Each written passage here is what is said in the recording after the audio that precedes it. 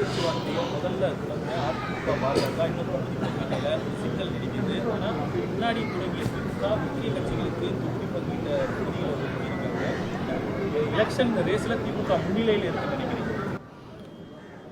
2026 2.0ல் அனைத்தும் 4 கால் பாய்ச்சல் தான் சென்று கொண்டிருக்கின்றது. திராவிட மாடல் ஆட்சி, திராவிட முன்னேற்ற கழகம் 8 கால் பாய்ச்சல் சென்று கொண்டிருக்கின்றது. அந்த பாய்ச்சலின் வேகத்தின் காற்றை கூட பின்னால் வருகின்ற எதிர்க்கட்சிகள் பிடிக்க முடியாது என்பது இந்த தேர்தலில் வெற்றி உறுதிப்படுத்தும்.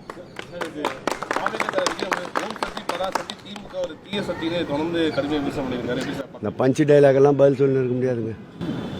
தமிழிசை சவுந்தரராஜன் சொல்றது என்ன அப்படின்னா, அரசாங்கத்தோட தவறுகளை மறைக்கிறதுக்காகத்தான் தொடர்ந்து இந்தி குறித்த விஷயங்களை திமுக பேசிட்டு இருக்காங்க. அது மட்டும் இல்லாம தமிழகத்துக்கு ப்ரமோஷன் வேணும் அப்படின்னா தேசிய ஜனநாயக கூட்டணி தான் ஆட்சிக்கு வரணும் அப்படின்னு தமிழிசைமா நிறைய நாள் ஊரில் இல்லாமல் போயிடுறாங்கன்னு நினைக்கிறேன். யாரும் தானாலாம் எடுக்கலை. இவங்க அங்கே போய் ரயில்வே ஸ்டேஷனில் எழுத போய் தானே போய் அழிக்கிறதுக்கு போகிறாங்க. அதை கையில் எடுத்து முதல்வர் ட்வீட்டு போடுறாரு. உடனே நீங்கள் தூங்கி நின்று அந்த சர்க்கார் வீழ்ச்சிக்கிட்டு அந்த இந்தி நாங்களாக எதையும் கையில் எடுக்க வேண்டிய அவசியம் இல்லை. ஏனென்றால் மக்கள் மனதில் எங்கள் முதல்வர் வீற்றிருக்கின்றார்.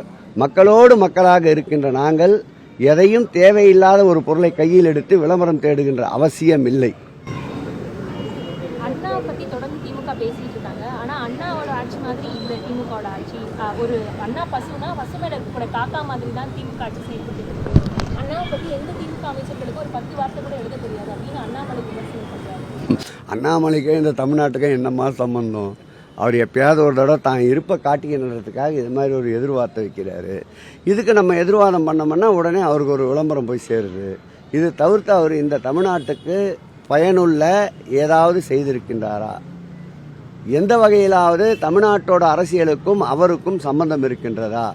வருகின்ற போதே பாரதிய ஜனதாவில் பதவியோடு வந்தவர், வருகின்ற போதே பாரதிய ஜனதாவிற்கு வருகின்ற பொழுதே பதவி சுகத்தை அனுபவித்தவர். இந்த மக்களுக்காக இந்த மக்களுடைய தேவைகளை அறிந்தவரா புரிந்தவரா? அவர் கேள்விக்கு நான் பதில் சொல்வதற்கு கடந்த ஒரு ஆண்டு காலமாக முதலமைச்சருடைய பிறந்த நாளை முன்னிட்டு அன்னதானம் அமுதகரங்கள் நிகழ்ச்சி நடந்துச்சு. பல லட்சம் மக்களுடைய பசிய போக்கு இந்த திட்டம் தொடர வேண்டும் பல மக்கள் கோரிக்கை. கண்டிப்பாக தொடரும். தேர்தல் நாம் என்ன சொல்றோம் அதுக்குட்பட்டு நிச்சயமாக திட்டங்கள் தொடரும். இது தெரிந்து செய்கின்ற பணி ஒருபுறம் என்றாலும் கண்ணுக்கு தெரியாமல் தினந்தோறும் திராவிட முன்னேற்ற கழக தொண்டர்கள் தோழர்கள் அனுதினமும் மக்களுக்கு நற்பணிகளை ஆற்றிக் கொண்டு வருகின்றோம். நேற்றைக்கு கூட துறைமுகம் சட்டமன்ற தொகுதியில் கிட்டத்தட்ட 171 கர்ப்பிணி பெண்களுக்கு பிரசவத்திற்குண்டான அவர்களுக்கு உதவியாக இருப்பதற்கு பொருளாதார ரீதியாகவும் பிரசவத்திற்கு பிறகு பயன்படுத்த வேண்டிய பொருட்களையும் நிறைமாத கர்ப்பிணிகளுக்கு வழங்கி இருக்கின்றோம். அதோடு மட்டுமல்ல, கொளத்தூர் தொகுதியில் மாத்திரம் 10,000 சுமங்கலி பெண்கள் பங்கேற்கின்ற திருவிளக்கு பூஜை தொடர்ந்து நடைபெற்று வருகின்றது. 8,500 பேர் இதுவரையில் அவருடைய பிறந்தநாளை முன்னிட்டு திருவிளக்கு பூஜையை நடத்தி முடித்திருக்கின்றோம்.